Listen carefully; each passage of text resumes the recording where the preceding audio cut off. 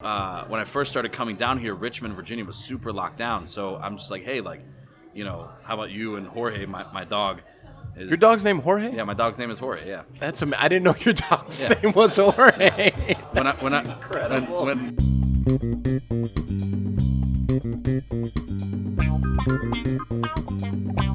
Welcome to the second episode of Pancon Podcast, starring the Freedom Bear, Nick Jiménez, myself, Michael Beltran, and our guest, Dave Arvelo. And then it's like all the applause, right? Right, exactly. That's how this works. Thank you, studio audience. Yeah. You want to tell the people who this guy is? Dave. I'm not going to say shit in this one. What? No, come on. You have to say that's things. fine. That's the structure of this podcast. You cue me when you want me to jump in. You're cute. But you start the introduction. Tell people who this guy is. Dave, welcome to the podcast. That's all we're looking for. Thank you. Yeah. What is your exact title before I fuck it up? Sure. So I'm the director of MMA athlete development at First Round Management, but essentially I'm a sports agent. You're a sports agent. Yes. Right. And funny enough, a bigger title and much more important, you are my neighbor. Yes, indeed. Yeah. I think that's important for everyone to know. Yeah. And I want to start this podcast with one of my favorite stories, actually probably one of the only 5 stories that I enjoyed from the year 2020. Dave is moving in next door. And this is at the time when the Cadillac was actually driving. And I think I had my exhibit braids in that day. And I didn't know what you did for a living. I saw you and I'm like, this is great. There's another big gentleman that has tattoos also. Yep. So I'm not the only scary person in our complex. I felt the same way. Right. And I was like I'm relieved, right? Yeah. But I was like, I don't know, maybe the guy's an asshole. I'm not sure. So then I introduce myself and I talk, and then I have no idea why you're with like 4 dudes that are all very fit. And I'm like, fuck, man, maybe I have no idea. This is the muscle? I don't know. And then you we're talking, and then you said to me, he's like, hey, man, you own a record label? And I said, me? I said, yeah, you own a record label? I go, nah. He's like, oh, I thought you owned a record label. And I was like, nah, but that would be cool. And he was like, nah, man, that sucks. And I was like, fuck, man, I really kind of wish I did. I kind of wish I did own a record label. Yeah, I know, I should have let him on. It was probably the car and the braids and the thing. And it was actually the logo. I thought that, like, just for whatever reason, like, your logo, I got, like, record label vibe from that. I like it. I love it. So, Dave, tell the 22 people that listen to this, because we actually have 21 listeners. Mm-hmm. But they're all spread out all over the world. We have 21 listeners in 14 countries at this point. And they'd like to know your story, where you're from, how you ended up here, how you ended up doing the thing. I know that something that we became friends on very quickly is that you came up in boxing first, right, essentially? Yeah. But let's go. Let's unpack all the things. Okay, cool. So, I came down here from, Richmond, Virginia. I've been in Virginia for a really long time. My family's originally from, New York. But, my parents split up when I was like 7 and, both remarried. And, my mom ended up settling in, Virginia. So throughout like my childhood, I kind of went back and forth between, living with mom, living with dad. I'd get into some trouble or other stuff in school, and then next thing you know, like, I'm living with the other parent, and just kind of went back and forth. But spent a lot of time coming up in Virginia, and then I was sent to Fork Union Military Academy in Fork Union, Virginia, about halfway through my sophomore year in high school, and then was there for the rest of high school. Then went to college, in Virginia. And, started working in the private security industry after that, and just kind of stayed in Virginia up until, about halfway through 2020. Yeah. But, it was, I think you mentioned that you guys maybe played against Fork Union. No, I did. I did play against Fork Union. Yeah. I play my college's JV team, which I was on JV for the first half of my freshman year. Yeah. Played against Fork Union. Yeah. And we lost by a lot. Yeah. Because there was a lot of people. Fork Union was that school that if you don't have like the grades necessarily, you go there. Do a for PG year. Yeah, for, I don't know, like 6 months. You all of a sudden have great grades, and then all of a sudden you can go to a big school. Yeah. So, needless to say, I played against Fork Union and Hargrave Military Academy also. And Hargrave at that time, Ahmad Brooks played for them. And Torrey Holt's little brother, which was a quarterback. Needless to say, they also beat our JV team. So, yeah, that's when you told me that you went to Fork Union. It was like an automatic, like, oh, yeah, I remember those fuck faces. They fucking crushed us. It was terrible. So when talk about how you got into fighting. Yeah. The whole, like, so boxing and then yeah, MMA. So, I grew up, around boxing and stuff like that. People, whether it's family or other people that I was around, promoted boxing events. I grew up watching it. Got a little bit more involved, in that once I was in college and stuff like that, working on the promotional side of things first. It's like we've talked about this, but I have like a very like love-hate relationship with boxing. But when I was in college, MMA really started to take off, and so I started to get more into that, started getting involved on the promotional side with MMA, did that, for quite some time before I got involved, on the representation side for fighters. A lot of people don't really know, but it's like you have the Muhammad Ali Act in boxing, which is supposed to prevent, conflicts of interest. And, ideally it was to prevent some of the things that happened to like a lot of your old school boxers where their promoter was also their manager and their business manager and was wearing all these hats. And before guys knew it, they were walking away with 15% of their actual earnings. And, some of these great guys from the past ended up penniless at the end of the day. The Muhammad Ali Act is well-intentioned, but like most legislation, what ends up coming out on the other end of the pipe is not at all what was intended. Right. And, so post-Muhammad Ali Act, the sport just mutated to operate around it. And so, it doesn't apply to MMA. It only applies to boxing. So unless maybe a state were to change their laws that, say that everyone's a boxer, it only really applies to boxing. Right. But, obviously, we've talked about it just in terms of the modern boxing landscape, just adapted. Right. And so now you have the Ali Act that is kind of virtually unenforceable in a lot of places. A lot of people don't really realize that the sanctioning in boxing, and this is like a whole nother aside, but whatever, but the sanctioning in boxing, you have state athletic commissions, and then you also have private sanctioning bodies that own the belts, like, your WBCs, things like that.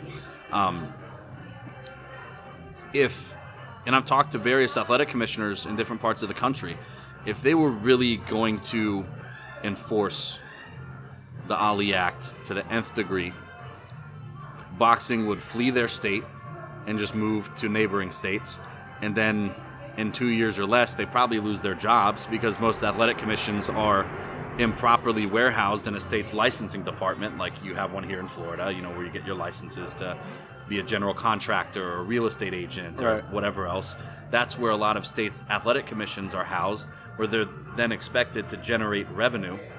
So if you enforce these rules that make it very hard for boxing to operate, boxing's just going to go to the neighboring states, and you'll lose your job within 2 years, probably, because they're going to look at your department within that licensing agency and be like, hey, you're wildly insolvent. This isn't working. Thanks. And, so most athletic commissions now just realize that most boxing promotions out there are operating in various stages of blatant violation of a lot of the rules, but if they were to enforce them, you would just kill the sport. Right. But that's a lot of legislation. So, boxing is kind of turned into the spectacle that it is right now. I was telling them before you got here, one of the many good things I've learned since I've come down here is the term papilazo. There you go. That is boxing now. Yeah. Wow. I'm glad that we could help with that. Yeah. That's good. What, so then when, because you said you came up with boxing first, Yes. When did you switch over to MMA? Towards the end of college, I started to work on the organizational side, like matchmaking and helping put together like MMA events. So, for people who don't know, like matchmaking in fighting is just putting fights together. So you talk to one side of a fight, talk to, the fighter, the trainer, manager, whatever it is, and then, you basically arrange a fight between two different fighters, on a certain event at whatever weight it's supposed to take place, financial terms, all that stuff. So I started to do that and just kind of kept going on the organizational side for a long time. Never really occurred to me to start working with fighters on the representation side, but I had worked with some guys who worked at an agency I used to work for, and I worked with them, established a good relationship with them. So like right before I got married, they offered me the opportunity to come and start working with them, and it just kind of made sense at the time, so I started doing that. Just kind of went from there. And you work for First Round Management now? Yes. This is like fairly new, right? Yeah, so I was working in a different company before that was based out of Richmond, Virginia. That's where I came from initially. And, then obviously coronavirus happened, and, it started to get more out there. And, people were starting to get more concerned about it. But you were still having events happen. The UFC was still functioning. All of your, kind of farm level to mid-level events were still happening. But it started to become more of an issue. People were getting more concerned about it. The case numbers started going up. And then I remember I was at a sports bar with my wife getting some wings, and I believe it was either March 9th or the 12th, one of the two. But it was I watched it happen live when they showed the footage of Mark Cuban looking at the text on his phone and seeing that the NBA was suspending operations, and then he was like, I remembered watching that live, and I just told my wife, I was like, everything's gonna stop. Yeah. And I had clients that had fights coming up, and like, oh man, it'll be good in a couple of weeks, and I'm like, no, bro. Like if people at that level of business in sports, like the NBA, the highest levels of soccer, like all these other like major league sports operations are suspending operations, this is going to get really bad. If you have a fight coming up within the next couple of months, now you don't. Yeah. It's going to get canceled. It's just a matter of time. We, like at that point, sure, we were going to do a catering event for George Moss's soccer team for their first home game. Mm-hmm. And that was literally like the week before it all happened, and then it just didn't happen. Yeah. I mean, it's crazy. Like, everything stopped. Yep. We're talking about March 17th, I believe, is when everything shut down here. Yeah. And I remember, it was like, people were like, 14 days we'll be out of this. 21 days. You know what? It's going to be a month. A month. You know what? It's looking more like 6 weeks. And then, you know what? It's looking more like 3 months. And like, there's still some parts of the country right now that are like, nah, we're good. We're still closed. So it's just one of those things that it's all still kind of fucking weird, right? Yeah. I mean, MMA, and we spoke about this too, since you're my neighbor. I see you every day.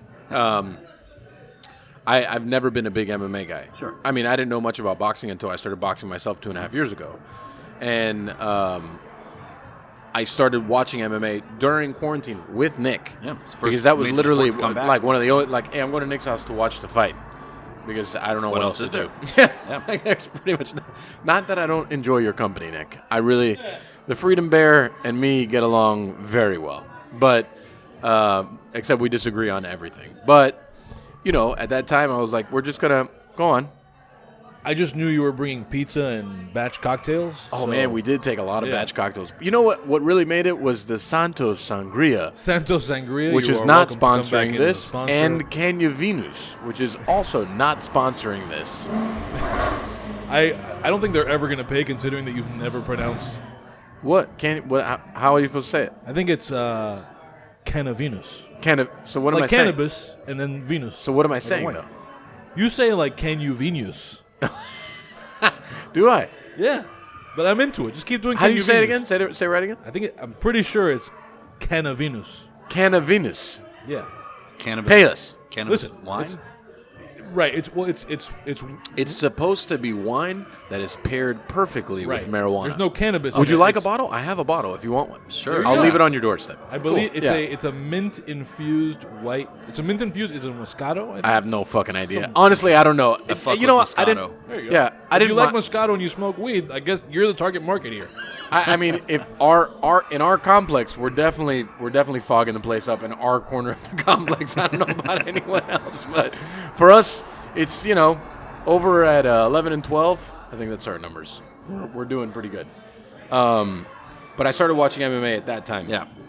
So I started learning more. You know, that's like I really had, and I still know very little about the entire sport. But Sure. Nick is an avid MMAer. Is that a proper term? MMAer? Yeah. MMA supporter. Okay. MMA fan, you know, whatever. Sure. So during the whole quarantine, I mean, the only thing on TV Was the sports-wise UFC. to watch was UFC. Yep. And I think they gained a lot of traction with people like me that I was like, Oh, yeah. even now, I'm just kind of like, yeah, I'll watch a fight. I mean, I still don't know much about it, but Sure. I'll watch it in comparison to before. I wouldn't Yeah. have watched it at all. So I think they were one of the first, and then the NBA, I think, did a pretty good job of figuring it the fuck out too, with the whole bubble thing and like, Yeah. I mean, I didn't really see any other way out of that sports-wise. Sure. Because even now, we're in a place that it's like, do we allow fans in? Are fans going to be there? 13,000 fans, but is 13,000 too many? What is MMA doing right now? Still no fans, right? It varies. So, just as an aside, you were talking about basketball, and I just kind of shrugged. Just growing up, I was always so horrifically awful at basketball that I've just never paid attention. I've never been a fan. So people are, have talked about basketball like, oh, like they're doing this, and I'm just like, I wouldn't know. I just haven't paid attention. But, it's as far as MMA goes, it varies by region. So, obviously, like the UFC, and then you also have Bellator, which is essentially the number 2 league, in North America and by extension the world, really. They have large broadcasting deals, so they have the means and the revenue coming in to basically they're doing closed events right now. No fans. Sure. So they're doing events with no fans, and that's working for them. I don't think the UFC or Bellator or other like larger leagues that have large broadcasting deals, I don't think that you see them move back to having full shows with full fans and everything until this is just over, like until COVID is gone. And it's going to be a while. Yeah. So, at the end of the day, the UFC was able to do that pretty well because they, and the foresight behind this was actually really amazing. But they've, over the past, couple of years, they've really expanded their campus in Vegas, and they built their own venue inside the UFC Apex so they can produce their own events. And, before coronavirus, they had, the capability to have small audiences in there, just kind of more intimate setting and stuff. I've been to fights in the old venue that they had, which is much smaller, where they filmed The Ultimate Fighter and also filmed the Contender Series. But the new one they have is very nice, but currently they have no fans there. But it's all on their campus. It's a completely insulated thing, so they have all of their own resources to do that. And Bellator, they're doing closed events kind of in a bubble at the Mohegan Sun Casino in Uncasville, Connecticut, which is a venue they've used a lot. Now, the rest of the sport, you can kind of compare MMA and also boxing too. The way it's kind of structured is very similar to baseball in the sense that, like, okay, you have the New York Yankees, but then you have various farm-level teams that, kind of scale down beyond that. So the New York Yankees' top farm club might be in a place like Orlando or something, right. A decent city. You have the, Orlando Stingrays or something, and then the bottom level is going to be like the BFE Mississippi Swamp Rats, and you're playing and, getting a couple $100 a week and a $5 footlong as your salary, There's nothing wrong with the footlong. Nah. I also wouldn't mind a BFE. What was it? What was the BFE team? The Swamp Rats. I wouldn't mind a BFE Swamp Rats jersey. Yeah. I would take a Swamp Rats jersey. Minor league baseball merch is actually better than any of without a the doubt. major league stuff. When I lived in Virginia for those 4 years, we Yeah. used to go to minor league games. Yeah. Because a lot of like high level baseball guys. Yeah, they start there. Yeah. Right. Like Kurt Schilling was, when he was on like coming back from some kind of injury, he threw a couple of innings and we would go watch him, and that was the cool part of the minor league circuit around there. Yeah, I mean, so let me ask you, your job now, and I know we've talked about it a little bit, but essentially, since you're like a talent scout, 'cause you told me you take trips to here, there, or whatever, what is it exactly like you're looking for? Like, again, think of me like I know nothing. Sure. You know? I know like the big names, like the Yoel Romeros, the Valerie Laredos, the Masvidals, the things. Sure. But what do you need to find in someone to say, like, this person is going to make it to this level? And how do you make that connection? And because of the traveling that you do and so on and so forth, like, how is it harder because you're traveling and this person is in their dynamic, but you're not in your dynamic? It sounds very interesting to me. Yeah. So, I mean, at the end of the day, I work with people, and, at the agency I'm at, we have clients all over the country, all over North America, all over the world. At the end of the day, like, just in terms of, fighter and stuff, I mean, obviously the first part that, would really jump out is obviously talent, skill. Are they exciting? Things kind of jump out on the page when you see guys coming up as amateurs. Some prospects, you might even get a hold of them before they have a couple of amateur fights if they're coming from another high-level athletic background, like guys transitioning out of, say, college sports like, football, basketball. Obviously, wrestling is a big one. Greg Hardy kinds. Yeah. I mean, that's a totally different, situation with guys coming from another high-level pro athletic background like Greg Hardy. It's... talent, skill, athleticism is one thing, but also, too, what's the situation they're in, what's kind of the scene they're coming up in, the talent pool, the people they face as an amateur, and also what are they like as a person. Obviously, it's a story as old as time, guys with all the talent, potential, athleticism, and skill in the world, but whether it's mindset, lifestyle, people around them, other things that, when you've been around sports in general for long enough, you can just kind of see certain red flags that you might see very early on with a guy that, I might say, like, hey, man, this guy's a lot of potential, like, but he's off the rails in his personal life, or just, his coaches are just kind of not really going to take him but so far, or just whatever the case may be. So sometimes you might back off. I mean, it's really just a lot of things. I mean, not to say that, it's fighting. So fighting is full of characters. It doesn't necessarily need to be like everyone's of like the highest moral fiber, or, the nicest choir boy type dude imaginable. If anything, it's probably the opposite, but in some cases, but at the end of the day, it's kind of just what's a guy's mindset and temperament like too, like, are they really about it? Or are they some guy who's trying to be a fighter because football didn't work out and they think that it's going to be easy to just, get to a high level in fighting and start getting paid, which it couldn't be further from the truth. Fighting is not easy. Yeah, brutal. Yeah, it's brutal. But both literally in the ring and on the business side, it's very brutal. So, that is a lot of the different stuff you look for. There's no magic bullet for anyone. Some guys train at some of like your bigger gyms, that are well known throughout the world, and other guys go very far training at a smaller gym where they're from, and that works very well for them. It's like there's no, like, South Florida itself is kind of a mecca for fighters in general, both on the boxing and when you told me that, I was side. kind of shocked. Yeah. I mean, again, because I don't know much about the sport, so when you said that, I was like, wow, really? Yeah. South Florida is a mecca. Yeah. A mecca is such a strong word. Yeah. Because South Florida is a mecca for high school football talent. Sure. Too. Yeah. In certain positions, like we're known for like skill positions, defensive backs. I went to Fork Union with a guy, Jacoby Ford, who was from South Florida and stuff. Yeah, he played for the Raiders. Yeah, and he played for the Raiders, and then I think he went to a couple teams after that too. He's from South Florida? Yeah.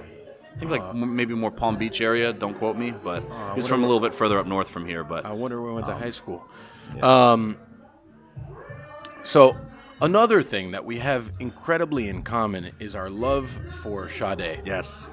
And so Dave texted me like, I don't know, 2 weeks ago and was like, listen, I got you a really dope shirt. Yeah. And I was like, man, that's really fucking nice. Honestly, Dave is also the nicest neighbor I've ever had. I have to say that. Nicest neighbor. That's that's a Southern hospitality thing, and I learned about that when I was in Virginia. It's very different here, but I appreciate you. Yeah. But you texted me like 2 weeks ago, and like shit was crazy or whatever. So finally, I don't know, last week. Yeah. I saw you outside. You were walking your dog or whatever, and it's like, yo, I'm gonna get you your shirt. And the shirt is incredible. Yeah. Like it's now officially in my top 5 favorite shirts that I own. Yeah. And it says we both own a lot of shirts. Yeah, I have a lot of shirts. Yeah. I actually love the shirt I'm wearing right now, but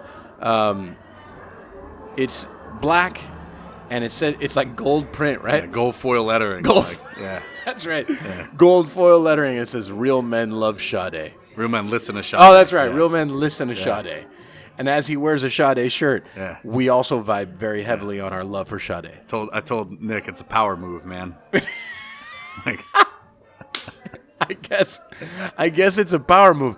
You know, and you also listen to a lot of old school R&B, which is also something that we get along with. slow jams. Slow jam with the fist pump. Yeah. Slow jams all day. It's hard. What was it that you posted the other day? Like a remake that Jodeci did or some shit?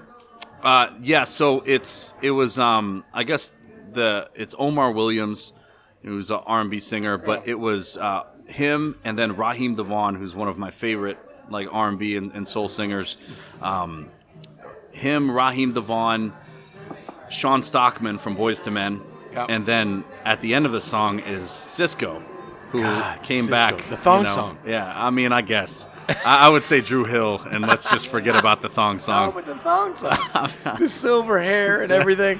But, I mean, he always had the hair, but it's just, everyone thinks of him for the thong song, and it's like, that almost kind of sucks because, especially when he was in Drew Hill, I mean, they had so much, like, good music. The thong song video at that point in our lives was like softcore porn. Yeah, well, I was a little bit too young to fully appreciate it at the time. Not me.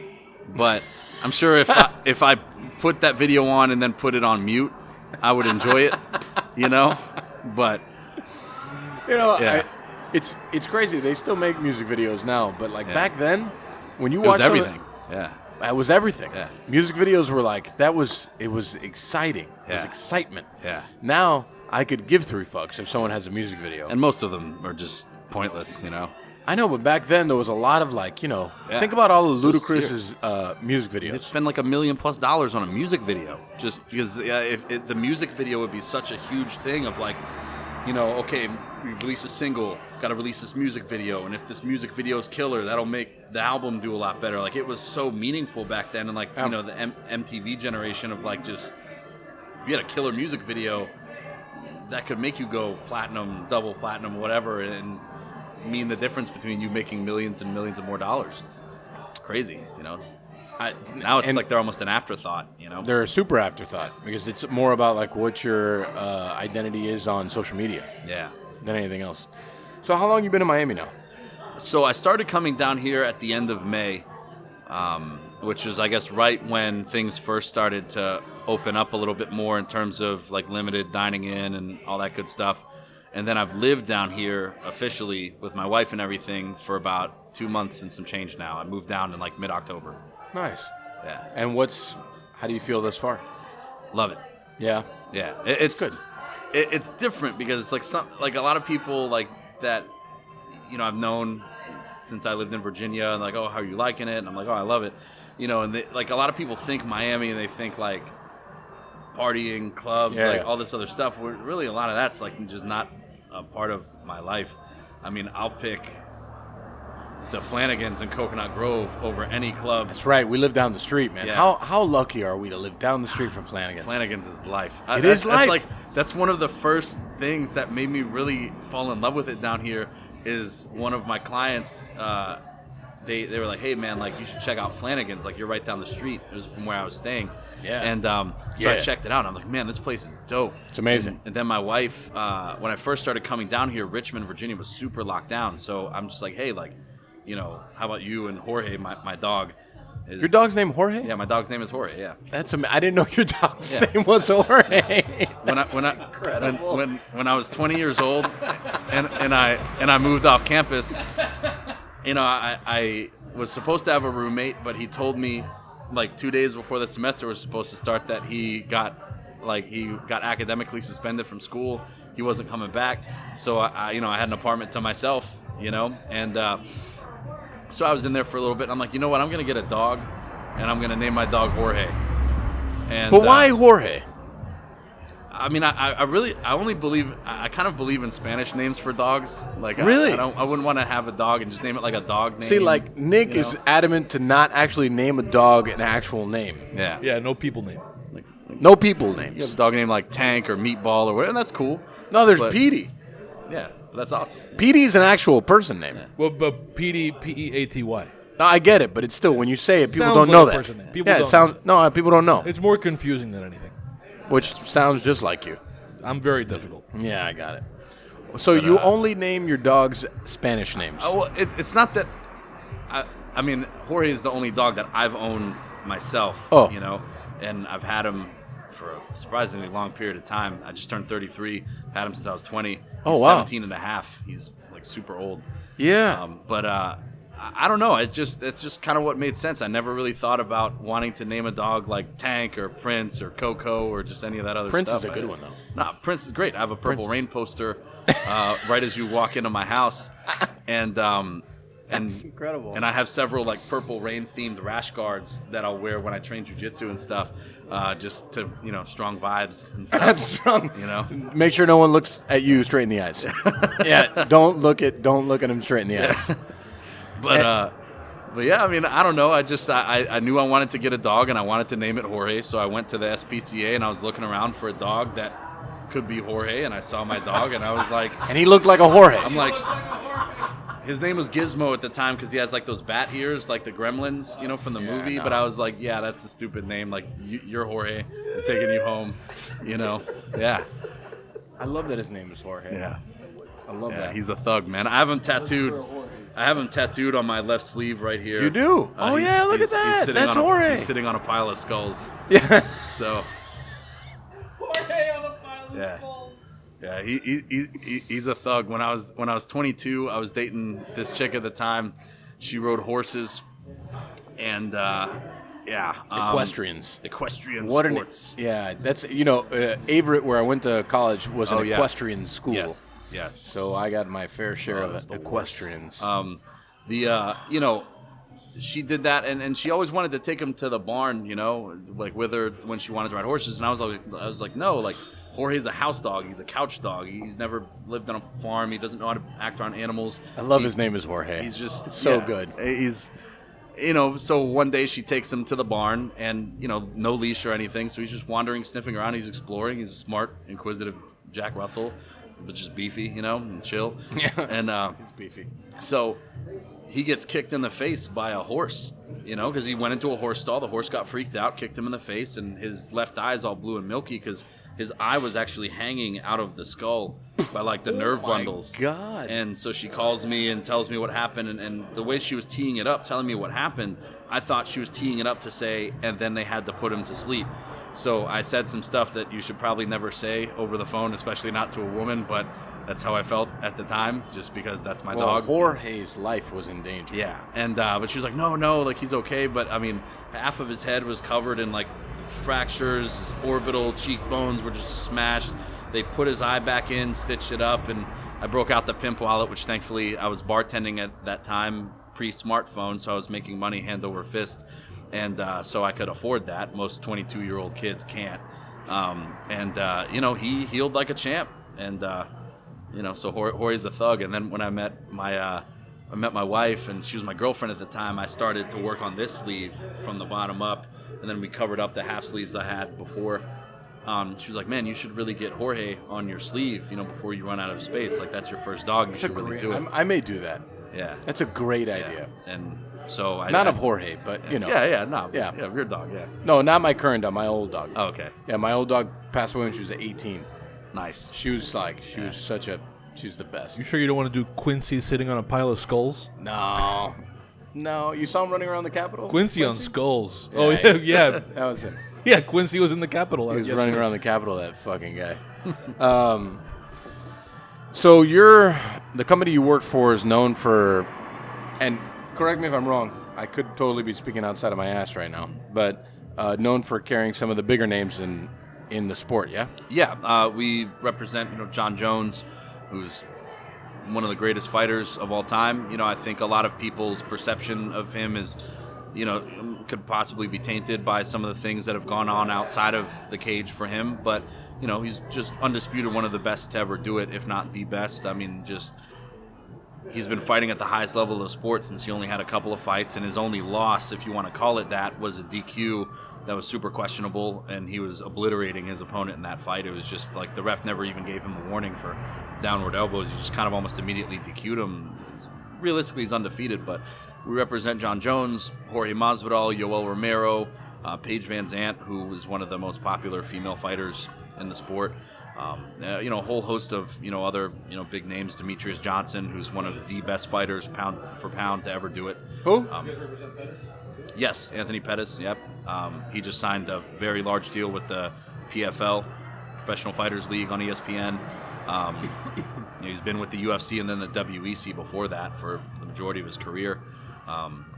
So we represent a lot of the bigger names, in the sport. We have a lot of other fighters in the UFC. They're doing very well.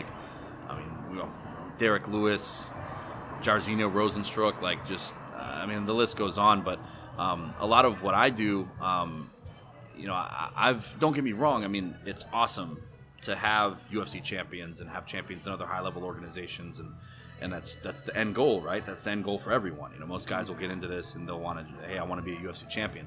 But, I come from kind of the farm level of the sport first, just on the promotional side. So kind of running those regional organizations. You have smaller ones, you have some mid-level ones. Like I said, it's kind of a tiered minor league structure like you have in baseball almost, It's just instead of being a part of one system, like the UFC doesn't have their official farm system necessarily. It's all independently owned fight organizations that are kind of at varying levels in different markets below that. But I come from that first. So most people, the farm system to them is like this convoluted mess. It's really difficult. Whereas for me, it's like I come from that first. So the things that frustrate a lot of other people about, I have my guys scheduled to fight on this smaller organization and that fight fell through. What am I going to do? I'm used to all that. So for me, building talented prospects is really where a lot of guys get sidetracked. For every guy that makes it to the UFC, there's probably 50 other ones that could have potentially gotten there from a talent perspective, but they were either mismanaged or just going at it themselves or whatever, made some of the wrong moves, took some bad fights. People weren't paying attention to the matchups, and you have plenty of guys in the U.S. alone, much less when you talk about, Latin America, Europe, Eastern Europe, former USSR territories, Asia, whatever, that could have absolutely been at a UFC level. But they took some of the wrong fights early on, got very derailed, and then just never made it. So for me, it's always been kind of a big point of pride for me that kind of my specialty and the thing that I enjoy most is just really kind of taking a talented prospect who I know and I'm very confident this guy is going to be fighting at a high level, and just taking them and guiding them through all that and getting them through kind of that convoluted fucked up mess that is the farm system of fighting, and getting them to that point has always just been super rewarding. It's like anyone comparatively anyway can go and you can sign a guy who's almost all the way there. He's 8-0, 9-10-0 already. Get him one more win, sprinkle some fairy dust on him, and if you got the contacts to do it, you can get him into the UFC after that. But I mean, a lot of that was already done, and that's also kind of a very rare occurrence. Whereas if I can get a guy early on, make sure that he's guided the right way, takes the right fights, his trajectory is well managed, and everything, that's super rewarding for me, and that's the shit that most people can't do. I got a question. Whoa, fuck me. Go. And I think that you might have interesting follow-ups, because I think that there are ways to relate this to your business. What have you observed over your time in the fight business about where and how fighters end up in different places? Primarily gyms, but I imagine there might be other aspects of the business that this affects. When it comes to there being a cultural fit, right? In any business, it's made up of people, and they behave a certain way, and they relate to each other a certain way, and there's a way that they like to be around each other and with each other and all that. So I'm curious about that, because in team sports, for example, especially here in Miami, right? Everybody's all about that, the heat culture thing. Wait, why do you say it that way? No, it's not a pejorative. Heat culture thing? It's not a pejorative. I'm just saying. I'm just saying that people know what that means. Sounds like you're taking a dig. No, not at all. Okay. When you say that, people here know what that means. Okay. It means something very specific. Yeah. But in fight sports, the gyms, which are the closest thing I think to a team, sort of exist behind the scenes. They're not as forward facing, although maybe that's changing over time. At least as a fan, I've noticed. Yeah, with some, yeah. Yeah, but talk a little bit about how the culture away from the cages, or the rings. Yeah, I mean, you had kind of asked about that, before we got on here, just about like in general. It's different. So obviously, gyms, the culture in certain gyms, part of it's going to be, it'll vary a little bit by region. It'll also vary by who ownership of the gym, who the main coaches are in there, like what the overall team culture is like, what the makeup of that team is like. So it can really vary. I mean, one of the bigger gyms in South Florida and just in the world is American Top Team that's here in Coconut Creek, Florida. And before I started coming down to Miami, when I started at FRM, I referred to South Florida. I had spent hardly any time in Miami at all, aside from maybe the odd fight show over the years. And I always was in like Fort Lauderdale and North, so I referred to that as South Florida, and I was almost never down here, whereas now I'm almost never up there. But American Top Team is, that's the Taj Mahal of fight gyms in the world. Is it? I mean, you're talking about a facility now that they've built that is the size of a large Target, probably bigger. Fuck. Huge. Like some guys will hunker down there during hurricanes because it's just built like that solidly. Just a massive gym, massive facility, everything all under one roof. Strength and conditioning areas, multiple extremely large mat spaces, private training areas, dormitories, showers, extra training spaces. Huh? Yeah, they have dorms upstairs there. That's kind of, like I said, it's the Taj Mahal of MMA gyms, really worldwide. But you've also got several other large teams here, for MMA. You've got, now it's Sanford MMA, which is, supported by Sanford Medical. They're just a huge medical company out of the Midwest. That's another huge facility that's down here. I think they're in Deerfield. You've got MMA Masters down here in Miami, which is another huge MMA gym. Daniel Valverde and, Caesar, their, main striking coach there. I mean, those guys are like OGs as well. Caesar was actually in Kickboxer, the movie. He was the capoeira guy, yeah. Man, and love that. Yeah, and but he's super legit, like gangster. It's they're really starting to get a lot more shine now. But they've always just been one of like the top gyms. But like I said, then you've got a lot of other gyms that might be a little bit smaller down here. But South Florida itself is just kind of a mecca for fighters, both for MMA and for boxing.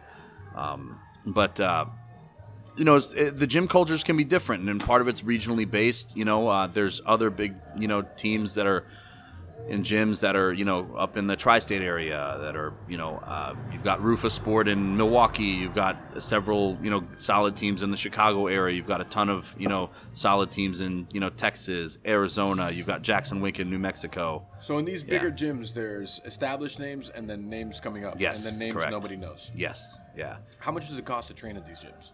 It really varies. So, you could say that your average dues, and most gyms, if you're coming up as, you're a student, maybe you want to get into fighting.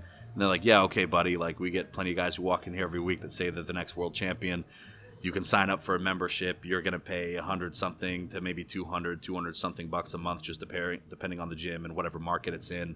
And, you start training. Then you fight as an amateur. And then if you do well enough as an amateur, you go up into the pro ranks and stuff like that, then some gyms guys will still pay monthly dues and a lower percentage, and some gyms, if you're a pro and you're on the pro team, you don't pay monthly dues anymore. You just pay a percentage of your fight purse. And for fighting, like, your purse is your contracted pay for your fights. You'll just pay part of your fight purse percentage wise to the gym in so you could exchange just for your train training. there and then you gotta Okay. And so, some gyms, most all gyms do some combination of the two therein. It's, I would say, ATT is such a big gym here that you can go in there and there's like 100-something plus guys just on the mat for pro training, in certain sessions alone. I mean, it's just huge. So you have tons of Eastern European guys. You have guys coming over from Asia to train. You have guys coming from Europe, guys from all over North America, Latin America. It's just, like I said, it's like, it's the Taj Mahal of MMA gyms in terms of the facility itself. But ATT itself is kind of a mecca for a lot of fighters. Like, guys come from all over the world to train in that gym. So it's super diverse. It's such a huge team. They have a huge coaching staff, a lot of really great coaches of all disciplines. They've got Steve Mako, who's one of the better heavyweight wrestlers in the modern era. He's the wrestling coach there. Mo Lawal, who's a good friend of mine too. In fighting, he's known as King Mo. Another, gangster collegiate wrestler who transitioned very successfully into fighting. Wrestling is crazy hard, man. Yeah. I found that not all wrestlers can transition into MMA and have a lot of success. But the thing is, like, wrestling as a sport is pure suffering. And then your reward is actual competition. But I did it when I was younger, and it's like football or lacrosse was fun, and it was like a cool sport. And then in between that, because again, I was horrifically terrible at anything basketball related, so it was wrestling for me. Yeah, I wrestled in high school. Yeah, wrestling is suffering. It is the most helpless I've ever felt doing a sport. Yeah. It's like, because you have people that have been wrestling since they were a kid. Yeah. And they absolutely just fucking annihilate And you're just thinking, oh, I'm in shape, I'm going to go do this. And then next thing you know, you're staring up at the ceiling and it's over. It's over. What weight class did you wrestle? So in middle school, I started at 135. And then in high school, I ended up at 189. Okay. But towards the tail end of that, I just wrestled up and just didn't cut weight. And so I got to eat and actually lift weights during wrestling season to keep the weight on, so I didn't have to be manorexic and hangry like most of the other guys. I wrestled at 215, and it was just a dreadful idea.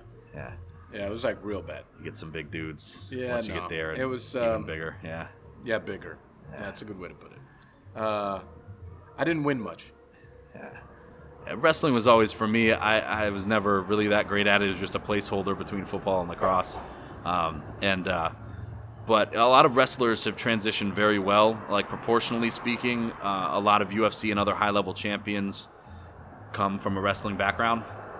Currently, going down the list, the heavyweight champion in the UFC, former wrestler, 205 champion. I think Jon wasn't, but Jon Jones was. Who he's moving up to heavyweight now, but you still kind of look at him as really the guy at light heavyweight. Collegiate wrestler, middleweight, he's not a collegiate wrestler. Welterweight, Kamaru Usman, collegiate wrestler. Oh, Usman, we watched one of that guy's fights. Oh. If it was the last one, I apologize for having to subject yourself to that. The foot stomps and the shoulder bumps was just the Masvidal fight. But honestly, I don't know. Maybe different. I'm sure different people appreciate different things in fights. And maybe coming into it as Masvidal fans, I was just impressed with what he pulled off on somewhat short notice. So Masvidal. Yeah, the takedown defense was there. By somewhat in 6 days. That's what I'm saying. Yeah. Right. Yeah. But the takedown defense was impressive. Yeah. It really was just a gas tank question, and that's what the 6 days notice has. Everyone thought that he was going to get fucking mollywopped. He was not mauled. The fact that foot stomps were the story is a moral victory there. Yeah, it was a lot of foot stomps. It's like he honestly, Masvidal lost that fight on the scorecards, but the thing is, he actually came away, with even more fans because of how his opponent fought and just, kind of holding him against the fence, the foot stomps, the shoulder bumps, and just if you put how Masvidal looked on 6 days compared to what Usman did to Woodley and Covington, get the fuck out of here. Masvidal looked like a monster. Yeah. And Masvidal really had nothing to lose there. If he wins that fight, it's legendary. He's a legend. If he loses, you only had 6 days to fucking prepare for it, so why the fuck not? It's win-win. Right. Yeah, the idea of and I remember wrestling vividly. Yeah. Vividly. It just, wrestling is a whole different type of mind frame. Yeah. You know, and I think that's why it translates a lot well to. Yeah. If you were able to get through that wrestling grind, training twice a day in a combat sport by comparison is like not at all any kind of departure from what you're used to. If anything, a lot of guys have said it's easier, comparatively, in terms of the degrees of suffering. And the suffering is high. Yeah. Whereas, some guys coming maybe from a different athletic background in another sport, it's just not the same. Or some guys that maybe come in as a blank canvas, maybe sports for them ended in high school, then they walked into a fight gym in their 20s and just started fighting. Sometimes with some of those cats, you have to, guys don't want to train, they'll don't want to show up for the morning practices sometimes. They just show up to the stuff they want to do. Whereas like most wrestlers, they're just used to such a training horrific level of grind that it's like, okay, I have to train twice a day and then a couple days a week, add in some strength and conditioning there. Okay, cool. Yeah. It's just another day for them. I credit the 2 years I spent wrestling in high school to a lot of my dedication to training, period. Yeah. Because even when I went to college football, I was like, this is not hard. It was hard, but not hard. Yeah. It's like wrestling is an individual sport. It's like, you can't coast if you have a good team around you and right. whatever. There's no plays off. There's no just chilling. If you're chilling and you're wrestling, you're just going to get ragdolled and embarrassed. Right. And if you're not training, you're not in shape, you can't hide that. Right. Again, you're just going to get embarrassed and waxed pretty quickly. So it's just different. It's a different mindset that guys have. So, not to say that there aren't guys, because there 100% have been guys who have come in, to fighting as a total blank canvas. They just walked into a gym one day. Some guys came from zero athletic background of any kind, really, and then became world champs.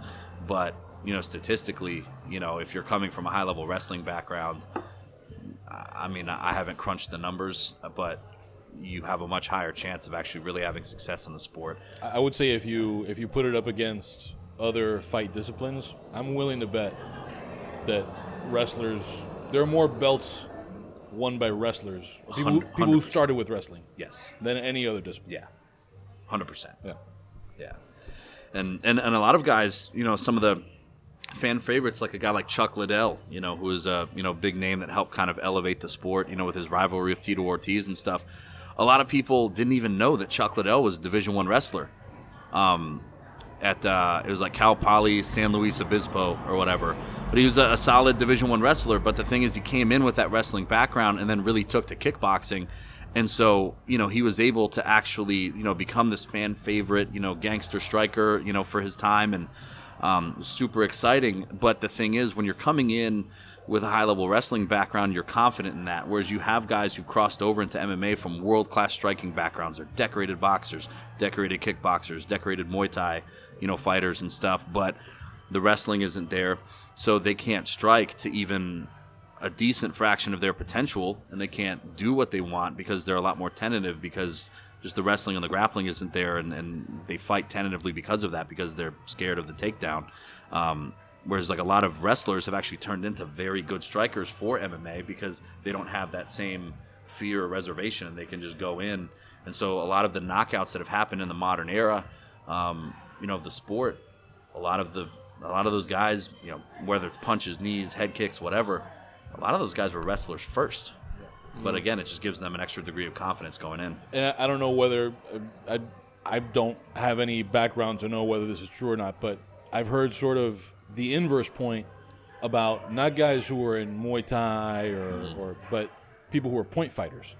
Because when you're a point fighter, you sort of train your body and your brain to do all these risky movements.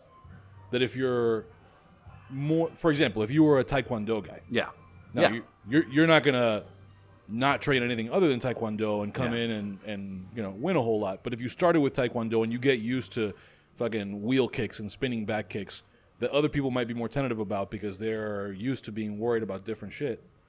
But if you is there any sort of validity to that idea that if you start there and you sort of get that out of your system and you train that stuff without all that concern and then you bring in the other disciplines? It just really depends. Don't get me wrong. There are guys like Lyoto Machida for a while. He had a ton of success because he was very hard to figure out. It's like a lot of gyms, you can't train a lot of guys don't even have the training partners to really effectively even replicate a high level, Taekwondo style or depending on a high level, extremely high level, Muay Thai style or whatever the case may be. Like a lot of guys just can't. You can't replicate that, much less actually really prepare for that. Lyoto Machida did, you're coming from a background like that, karate, taekwondo, since when you were a little kid. If you have an 8, 10, 12-week training camp, even if you have some training partners that might have a taekwondo background, you have a coach that comes in that maybe might help you, you're not going to replace a lifetime worth of training and experience in the space of a couple months, So it's a lot of guys that come from that background. It can be very hard for people to figure out. I mean, every fighting style has its pros and cons, and if you successfully incorporate, whatever striking background you may have come into with everything else, a lot of those guys have had success. But there are guys who've done very well, maybe not quite as well as some like karate and taekwondo guys, but there have been guys who've been kind of a problem. That come from like even a capoeira background, because they can just do some things that, again, you just can't prepare for.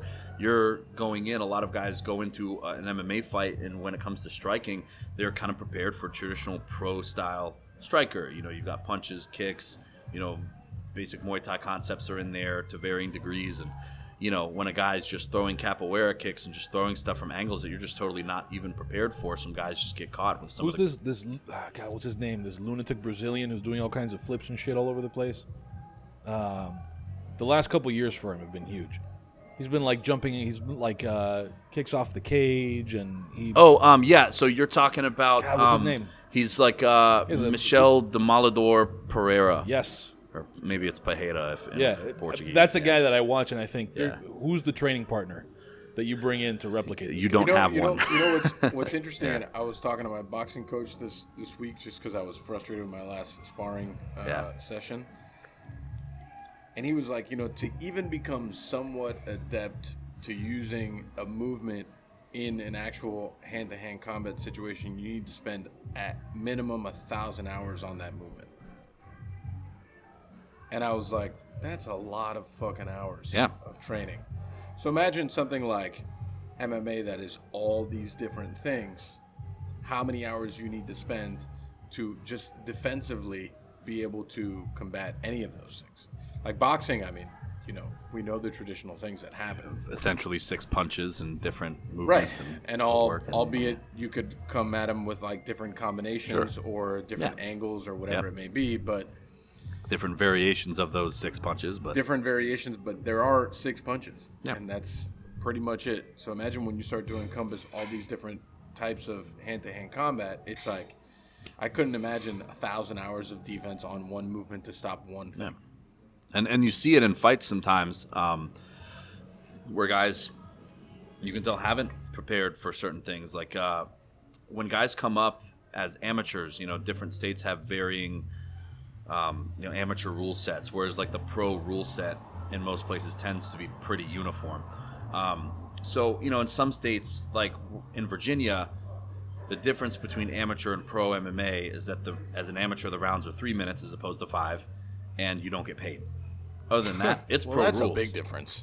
So elbows, knees to the head kicks, no shin guards, everything. Whereas in other states, amateurs, their first couple fights, there's no ground and pound, like punches on the ground, or maybe there's no ground and pound to the head, and then you have to wear shin guards, and then in some states they don't allow head kicks or knees to the head or elbows.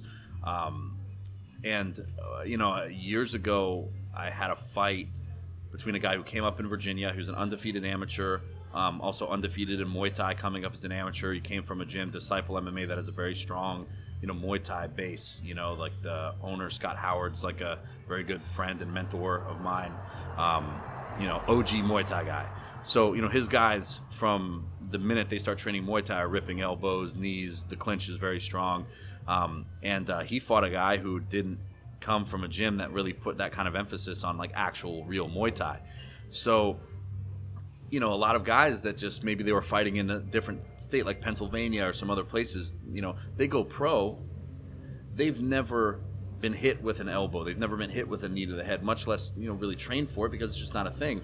So you spend years getting programmed into fighting for a certain rule set that then all of a sudden you go pro and that's done. but the guys are still fighting like amateurs. And I remember, it was a good back and forth fight. They both had very good amateur records, but in that fight, it was a very good back and forth fight for most of the first round. But then towards the end, the guy that had a very extensive Muay Thai background, Pablo Garcia, he had a lot of Muay Thai experience. So towards the end of the first round, he hits this guy right in the face, like right, I think it's like the eyebrow area, just rips an elbow and just hits him, and then rips him with another elbow, and like the guy kind of like staggered, backed off a little bit. And it's like those memes that you see where they post like a photo silhouette where it's like the soul is like leaving a guy's body, like when he gets knocked out. And you could just watch, like you could watch the dude's soul and his will just kind of float out of his body. And he went back to his corner. They went out for the second round, but like I could just tell even between rounds, because it was a show I was running, I was cage side for it. I'm like, this fight is over. Like that dude's done. Like the lights are on, no one's home. He's gonna come back out.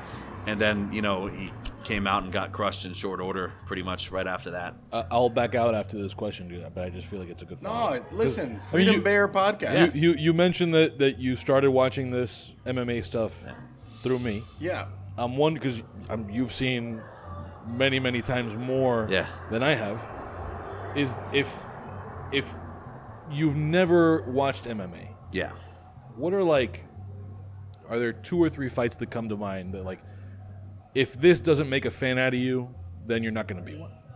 Sure. That you could go back and watch. Yeah, there's a couple different ones that I would say. So a lot of the ones that people think about, one of them is like Stephan Bonner versus Forrest Griffin. That was on the Ultimate Fighter finale of season 1 of the Ultimate Fighter, which was, really kind of helped elevate the UFC and kind of take it to that next level. Really got it out there. And I mean, everything was showcased in that fight, but I mean, that was just a back and forth war, just a total brawl. Like these guys just, really just like beat each other up the entire time, foot on the gas the entire time, balls to the wall. It was just an amazing back and forth fight, in that show, the winner gets a 6-figure contract, but the fight was so great that the UFC awarded Stephan Bonner, who lost the fight by decision, they awarded him a contract too. Like it was that level of fight. Like the people were calling each other like, dude, are you watching this fight? Like you've got to tune in. Like this is crazy. And, that's the fight that really kind of helped, a lot of people would point to, that helped elevate the UFC and then MMA by extension. To kind of like that next level. It started to gain a lot more like real, like legit mainstream traction from then. It's like, I mean, obviously like even though they were all pretty one-sided until the last one when they were both way too old to still be doing it, some of the Tito Ortiz, Chuck Liddell fights, were, and those, it was a pretty violent finish, but again, if you can't be a fan of that, then maybe MMA is not for you, but, Edson Barboza versus Terry Edom, where he got that spinning wheel kick knockout where he hit the dude with a spinning wheel kick and the guy immediately stiffened up and just fell to the ground. Like, just those are a couple fights that, like, if Jorge Masvidal's flying knee knockout of Ben Askren, I mean, granted that was, less than 10 seconds, but again, if you can't enjoy that, I mean, then it's just maybe not for you. And that Barboza fight had one of the better. Was that Rogan's call where like the you might get knocked out was like very perfectly timed. And it was just also like, one of the better like sports calls of all time. Like very serendipitous. Was it? Why? Well, because Rogan is cage side and he's commenting something along the lines of like, you never know with this guy, if you're not careful you might get, and then as he's saying knocked out, Barboza throws this spinning wheel kick to the guy's head, and the guy stiff as a board. He was never the same after that. Yeah. So, as far as sports calls go, nice little coincidence. Right. I have to hear it. I've never heard it. Yeah. Really poses the question: what do you want to do? Do you want to take a chance and risk getting knocked out? Oh my goodness! Wow! I mean, there's so many good fights. I mean, I've seen great fights on local shows that most people never see that were just out of this world, amazing. Seen plenty of fights at a high level too that are just phenomenal. I mean, the other one too is the Robbie Lawler versus Rory McDonald. That was just an amazing fight, like title fight, and in between the set, it was like in between the fourth and fifth round. These guys are having an absolute war. Like Robbie Lawler's lip was split up to here. Rory McDonald's face is just all bloody. the round ends, and instead of going back to their corners immediately and going to their coaches, have the cut man come in and work on you, they're both just staring at each other. So, more of a business question. Yeah. What do you see the future, business-wise, of that sport going to? I mean, I know that it's grown to a pretty monumental state. Yeah. But, you know, your job changed in the last 6 months, kind of like the things that you're seeing. Yep. Kind of the landscape of sports that's right now. Yeah. What do you foresee for the future? Man, I mean, that's tough. I mean, I think a good bit of that can depend on how things go with the government, both at the federal and local levels. A lot of the time, I mean, a lot of people don't really realize this, but you know, sporting events as a whole have taken a huge hit this year, just like some other, sure. you know, the hospitality sector, just everything else, like certain businesses were Anything hit. that's like people, event, Yeah. group-based. Oh, yeah, yeah. And so what a lot of people don't know is that I'd say still 70+% or more of the country is a no-fly zone for the farm system for fighting right now. Like in most states in the country still, there are no shows operating, you know, at the kind of lower to mid levels, which is, you know, what that does to a sport over time when you have such a huge interruption of the farm system. I mean, the consequences of that last for years, because it's not just like you have certain pros in certain areas that can't fight, you know, or it's harder for them to get fights, especially good ones. You know, the amateurs can't go too, because some states, they allowed events to open for fighting because, okay, we have to let pro sports come back because it's, you know, it's guys' livelihoods, it's the business of sports. So the loophole for pro fighting to resume, you know, came because they have NFL teams and other major league sports teams that had to come back.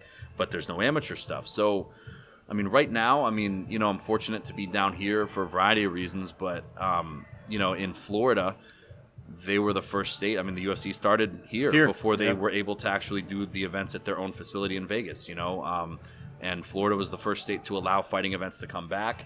And then by extension, most of the Southeast is kind of back online. You know, Florida, Georgia, South Carolina, Tennessee, minus some local areas, Mississippi, Alabama, Texas, Kansas, South Dakota. Some events in Iowa have come back. South Dakota. Yeah, South Dakota, yep. And one of the best, one of the top kind of upper mid-level organizations, the LFA in the sport, they did a bunch of their events. They homesteaded at an arena in Sioux Falls, South Dakota.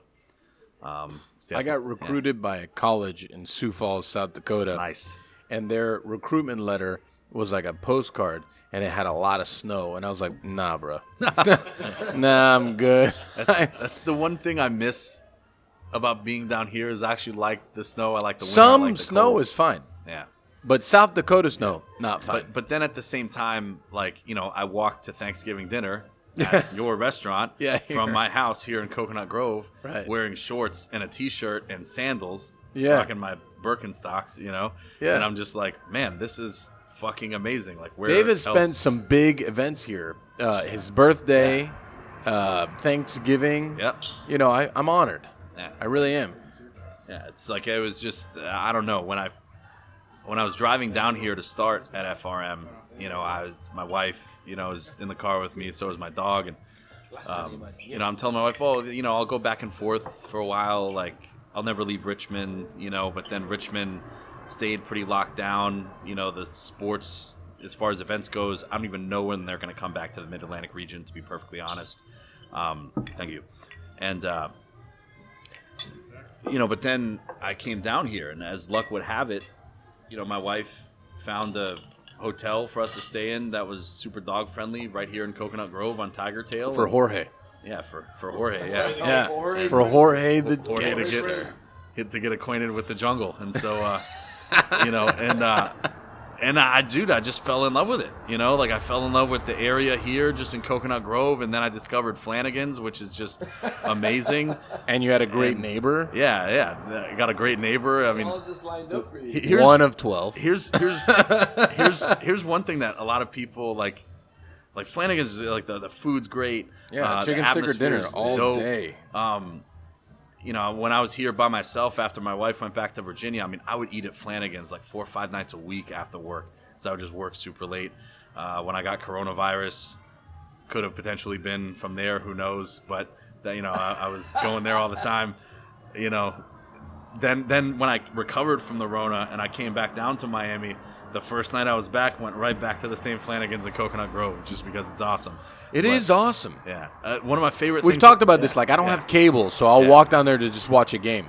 I love, now, Flanagan's, some other places, they'll have certain genres on the Touch Tunes jukebox blocked off, and I understand. Oh, this is good. I remember you told me this story. It's because if I was in a different mood or whatever, like, I might be an asshole, and like, you don't want some dude playing like $40 worth of death metal in a restaurant because, I enjoy it, but most other people wouldn't. And, again, it's like in the past, like, people would come up to me back when you had to physically go up and select your music at the jukebox. But you do it on your phone. Apps. And so guys would come up and I'd be playing just a ton of slow jams and shit in the bar that I was at because that's just, when I drink, I want to listen to slow jams and just Amen have a to good that. time. Sade, Jodeci, all the Cisco, yes. Drew Hill. I get it. I know. But, Shy. Look at that. Shy, man. That's another good one. Like off of that same album, everyone thinks of just like the one song from Shy, but there's an interlude that has like gnarly, like a gnarly sax solo in it, but the song's called Sexual, and then there's sexual parentheses interlude before that. It's amazing. Yeah. Yes, my man. So, it's so good. But at Flanagan's, it's so good. But they have, you can't get Jodeci, you can't get some of my other favorite slow jams, but they have a lot of Sade, and then the new one of the new Raheem Devon albums snuck in there. There's some other good ones. So especially because at that, Flanagan's down here with the jukebox is totally different. Oh yeah, is it ever than up north than anywhere else? Tell me, how is it different? One you'll have the Eagles, and then the next you'll have like fucking reggaeton or just some other shit that like is just like you don't hear. And then you can't wait to like get on there and be like, play next something better than reggaeton. And then you'll get some dudes who think it's funny to start playing like Lady Gaga or just like some other like just horrifically terrible shit. I respect her music, and maybe that was a bad. Okay, but if you're a grown man and you go into a jukebox and you in a bar and you play Taylor Swift. No, but listen, there's been plenty of times that like there's a bunch of fucking douchebags in a bar, and I'll be like, you know what? I'm gonna go Britney Spears play next. Jukebox. I'm gonna put $7 worth of Hoobastank in it. Put $40 on my Touch Tunes account. Yeah. Sade. Hit him with Raheem Devon. Yeah. Sade. Like, you are gonna listen unless you want to. It's beautiful. Like, it's like a jukebox is like a microcosm of capitalism. I've like explained this to people before. Like, because people would come up and be like, man, why don't you play something that other people want to hear, like some rap or whatever. And I like rap if it's like Big Pun or Mos Def or shit like Amen that. to that. Most of the newer stuff, it's just not for me. But, I'm just like, listen, bro, like, if you want to hear that, put your money up. Yeah. And spend some money, change your surroundings. Otherwise, you can listen to my shit. And you're going to listen to slow jams unless you want to spend even more money to fast pass me and play your shit above mine, which that's great for the restaurant. Then they make more money. Touch Tunes makes money. I mean, it's I know that you're rather new here, but yeah, back before things were less weird, yeah, I would go to Churchill's, and Churchill's has one of those Touchstones things, and it would be like that. There was a bunch of fucking ratchet ass people, and then I would go in and I would start playing like Sade, or I would start playing like some old Marvin Gaye, and I would start playing like some shit, and people were just like, "What the fuck is this?" And I'm like, "This is good music." Welcome. Like, I used to go to. I like going to like kind of like. They don't exist here, but like kind of redneck hole in the wall or like they exist, dive bars. You gotta go north of Broward, but they exist. But I'm saying here in South Miami, there's no redneck dive bars to my knowledge. I don't know. We'll go to Seven Seas one night. Right. We'll go to Seven Seas. We'll hit up the karaoke night. Yeah, I mean, bikers, that's different, but oh man. But I like to go to a place like that where it's like country music, Lynyrd Skynyrd, whatever. And I'm like, all right, I'm gonna play $50 worth of slow jams and metal just to see how uncomfortable everyone gets. And they get real uncomfortable. Yeah, oh yeah. I mean, and some of the jukeboxes that don't have the override that prevent you from playing the same song over and over again, that's the best. I played I played Bump and Grind. Ooh, that's a good one. Prior to the documentary that came out, you know, Right. I was Yes, unaware of all the craziness. no one was aware. I don't play that anymore, but you know, when I was 22, I played at this bar in Fredericksburg called Spirits. I played Bump and Grind. It was like 13 or 14 times in a row. And so the first couple times people thought it was funny, and then, you know, you have the pause and it's like, my mind's telling me no. and dudes would get so pissed, and like me and my boys were just sitting there like dying and stuff. One dude got so pissed he threw his glass of beer at the wall and it like shattered, and he like ran out, and I was just like, yes. Yeah, like, Virginia is a special place, though. Yeah, Huh? yeah. I mean, I experienced some very special moments there that I'll never forget. No doubt. But I mean, Richmond was more cultured than Danville. I'll tell you that much. No doubt, yeah. Yeah, like much more so. But oh man, where do we go from here? I feel like we've gone the gauntlet of hand-to-hand combat to Sade to being my neighbor and what that's like. Let's talk about like music and bar stories and stuff. So have you given thought to your Patreon only question? I was considering doing a thing like I did last time. Okay. But I haven't put any thought into it. Meaning no. Which is fine. So listen, I'm going to leave it in your hands. You get there when you get there. Right. I actually have a question. Oh, yeah. The tables have who's driving the bus now. So yeah, Popcorn Podcast featuring starring Dave. Yeah. You know, coming from Richmond, it's like prior to coronavirus anyway, like there's a great art scene, great live music scene. The metal scene was dope. You know, I mean, it's like a lot of people would look at me and they'd assume I'm like really into metal, which I am. But I also, you know, slow jams, fucking R&B, soul, jazz, all that. I love was it. shocked. Yeah. It's like, you like Sade as much as I do? Yeah. This is amazing. I mean, you probably My hear neighbor? it if you're awake in the morning. You probably hear it, but you know, at least but you know when our I'm walls are concrete, right? I barely hear shit.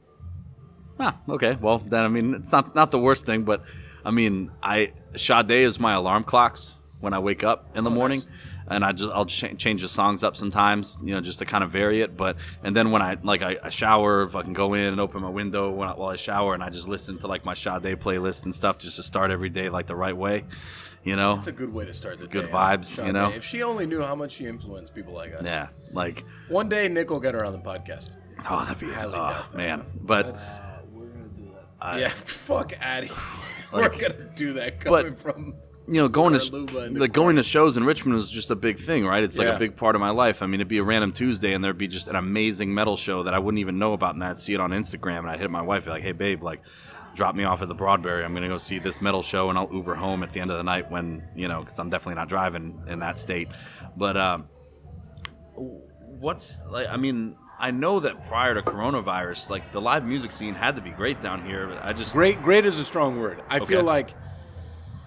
And I think that we will see it in the future, and I think it was starting to take a bit of a swing because people were looking for it more, but I don't feel like there was, and I think actually Carluba could say a little bit more about this because he knows more about the music scene here than I do, but there's some good venues that the band show is one of my favorite venues to watch live music. In Little Havana, it really depends also. I'm talking about live music in general, not a specific genre. Sure. Because if you're looking for metal like music. No, but just Miami, music in general. Music in general, like in Little Havana, they had a lot of venues that are still kind of not functioning at 100%. Sure. In the downtown area, there were also some live music venues that are still not up and running. That's as of right now. The places that were open before, some I think have gone defunct. Yeah. Unfortunately, live music in Miami isn't.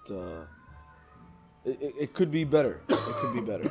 I am a humongous proponent of live music here. Yeah. I've done a lot of shows with a lot of local bands that kind of mix funk and Latin music together. And not to interrupt you, but I think a big part of the reason why the live music scene has been so I'd say like hasn't really hit the needle is because there's so much varying music here that people want to listen to, right? So it's like they want to listen to like live DJ-driven kind of place, you know. Sadly, that is true, and because no one actually spins a record anymore. Very rarely do they actually spin a record. But what I'm saying is like people want to listen to Spanish music. Some like next to no one wants to listen to jazz music except for me. Right, but and, there like, are some and you, places, you're new. Look, there are some places. So the corner. Downtown. Yeah, no, the corner. The corner. Lanyap does Le Chat Noir, also downtown, which is like it's one of the few places that has a basement. Barmelli, Neme, Neme and Neme Gastro Pub. These are all places that you can go listen to some really cool jazz. Actually. But then you'll get the bigger venues like Ash. Right, the Arts Center. The Arts Center. And then the Black Box in Wynwood that'll play like New Bayfront Park. Yeah, New Deco Ensemble, and then the band show, and they'll get bigger shows. Like Miami is attracted to the bigger names, right? The underground. Like when I worked at Cypress, we would go every Monday to jazz night at Churchill's, and I know Churchill's is ratchet, but they did jazz night every fucking Monday. I've heard of Churchill's Pub because I would see. It's amazing. Well, you especially because if you're into into metal, you would love it. That's where I've heard of there and Las Rosas and Wynwood. Well, Las Rosas. I know a lot of people at Las Rosas. But for metal anyway. Churchill's that's where. One night. Randomly, those are the places to go.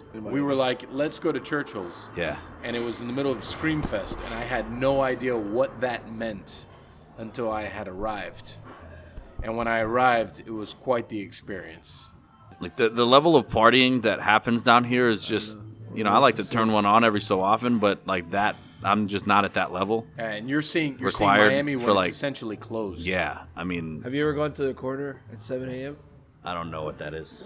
That's the corner bar. You would rather enjoy the corner, I think. It closes like at 9. No, it closes at 8 a.m. It can close whenever because it can be open for 24 hours. It's in a special entertainment district. That's why Club 11 is open 24 hours. But they don't. They can technically close whenever they want, but they'll close at 9 a.m. on the weekends or 10 a.m. from the night before. So you can show up at 7 a.m. and it's still open, still having beer. I celebrated my birthday there 6 years ago, and we were there till 7:30 in the morning. Corner of a lot of memories. Small bar. Yeah. When walls could talk. When I started to come back down here, and like after my wife stayed down here for like the first maybe 2 weeks and change that I came down here initially in like the end of May, because again where we were at in Richmond was super locked down. So she's like, I was like, well, why don't you just come with me, But she went back up to Virginia, went to see her parents in North Carolina on the way. So I went to stay at an Airbnb, like in a guest suite at a house in Coconut Grove, like further down Tiger Tail. And so the first week I'm staying there, it's getting later in the week, and it was like a Cuban couple. They were really cool. They own the house, real cool, like Spanish, like courtyard style house with a pool in the courtyard, like fully screened in. It was like an awesome place. So they come up and they're like, hey David, we're gonna have a party this Friday and stuff. And I'm like, yeah, cool. Like this is your house. Do whatever you want. Like I'm chill, whatever. And then like, again, it's like I'm not really fluent in Spanish. I'm understanding a lot more now, but like, I'm pale as hell, but I'm actually Spanish and Puerto Rican, but like my family's originally from New York. I don't speak like fluent Spanish like that. But the lady, said something to her boyfriend and stuff, and I was like, I kind of didn't really track it. And he's like, oh well, what I mean to say is we're gonna have like a speakeasy here. I was like, okay, cool, yeah, like whatever. And they're like, oh, but you'll drink for free, like no worries, it's all good. So I was like, all right, like cool, like that'll be interesting, because again, all the clubs are shut down. There was like a 10 p.m. curfew, like, so everything was like, that was when it was like still really super strict. And so, I mean, man, that place was packed. I mean, they were charging a very staggering amount of money to even get in. They had a cash bar in there. They were having like legit DJs coming in performing, and like it was my first like I would drink until the sun came up there, because if I wasn't going to do that, everyone else was going to. And so I just figured, hey, like I'll just join them. And I met a lot of cool people. And kind of, I found out from some of my clients down here that are friends that maybe my experience and just like the overall experience there was not necessarily completely normal and typical. But, I was just like, man, there's a lot of nose candy down here. Like I've never been anywhere where there was that much. And then it was just wild, dude. It's like, and I always, it's not my thing, but teach their own. I don't do that at all. But I get pissy because people always relate Scarface in Miami like a thing, and it's just like, there is a lot more than what I've experienced in other parts of the country. It's just fucking true. And when I came back down to Miami, I got coronavirus like at the end of June. Kind of felt a little under the weather for like a little over like a week and some change. And then once I recovered, I came back after a couple weeks. And so my first night back, I go to have dinner at Flanagan's because that's amen to that. And so. And I go in the bathroom and I'm in a stall and like a couple dudes go into the stall next to me and I start to hear what one of my boys like Mark calls the concerto, and I'm just like you hear some snorts and stuff and I'm like I am back in Miami again. Yeah. And welcome back. Just like, man, it's like, and whatever. I mean, to each their own. Again, not my thing at all. If that's what you want to do and it doesn't negatively impact your life or other people, great, do what you want. But it's just, I would say that compared to anywhere else I've ever been, much less lived, it's just a little different, man. I've never been in a place where it's just out to like that degree. My pop said that. Me too. He thinks that part of the reason why I like it down here so much is that, it's like hundreds of years ago, like all of South Florida, there were just like various like kind of havens, pirates and just other people that would just hide out. Yeah. And he does some business down here and stuff. And he's just like, yeah, and some of those people's descendants are still there. And then you deal with them in business and it's just crazy.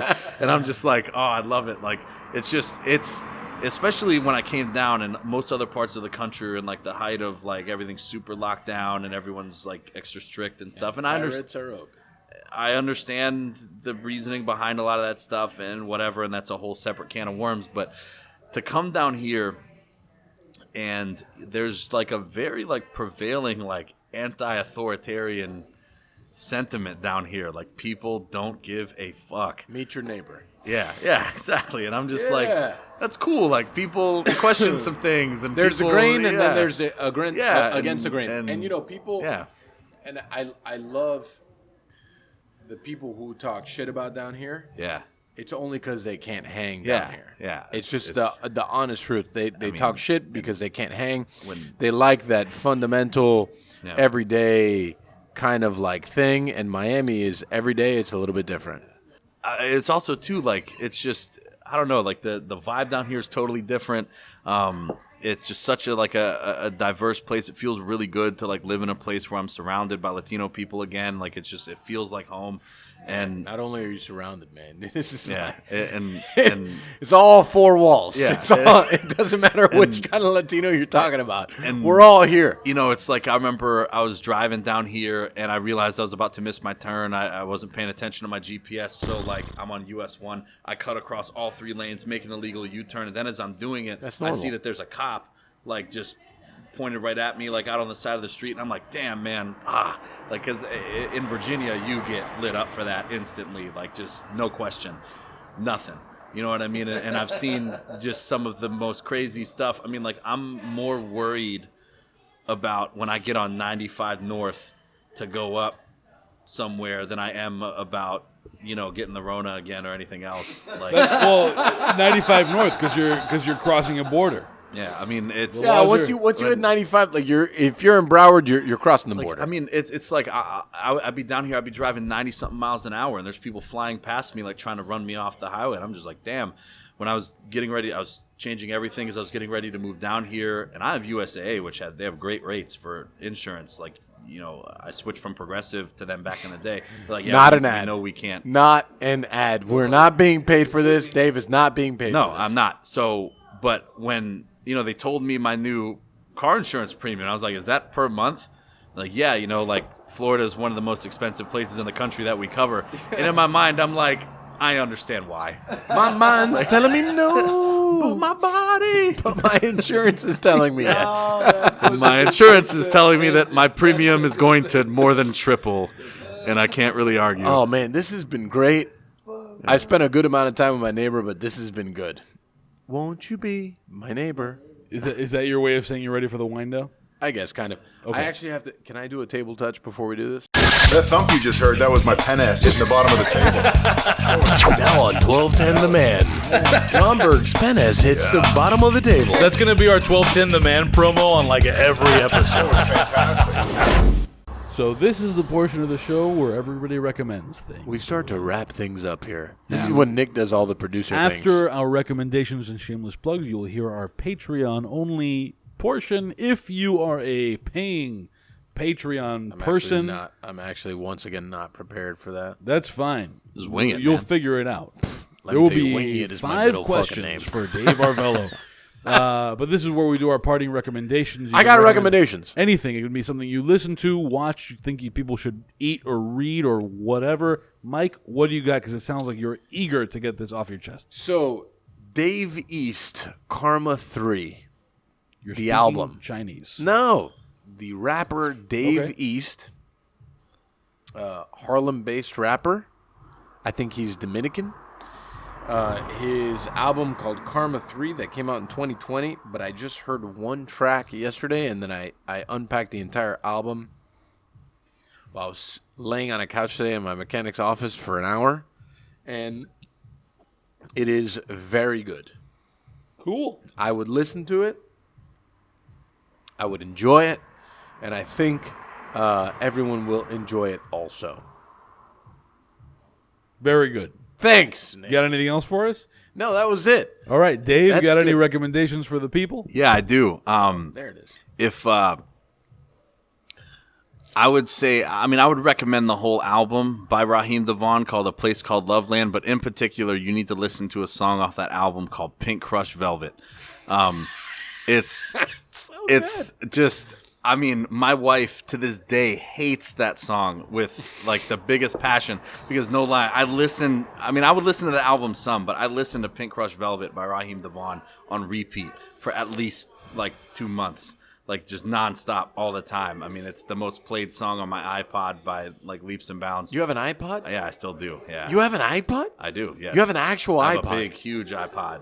Yeah. Like one of the OG iPods? Yes. With the wheel No. in the bottom. And You have an actual iPod? yeah, and Dave, I this is amazing. yeah. I'll put my phone on Do Not Disturb and then just listen to my iPod so I can't get sidetracked. You know, I love that, man. I like- love that. God bless like you, putting Dave. together some miniatures or reading a book or something like that. Like I'll just put on Putting like, the together classic- miniatures Yeah. or reading a book. Yeah, and but yeah, Pink Crush Velvet by Raheem DeVaughn.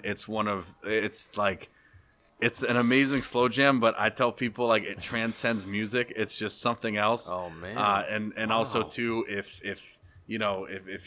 your lady is maybe trying to put the screws to you, maybe you got the in-laws trying to put the screws to you with like having good. kids and stuff like that. Pink Crush Velvet will definitely help facilitate that. So if it's just you've ever felt the need to just maybe put on some good music and just get face deep in nature's beard oil and stuff, just put on Pink Crush Velvet by Raheem DeVaughn. That's good. And great things will happen. Good shit.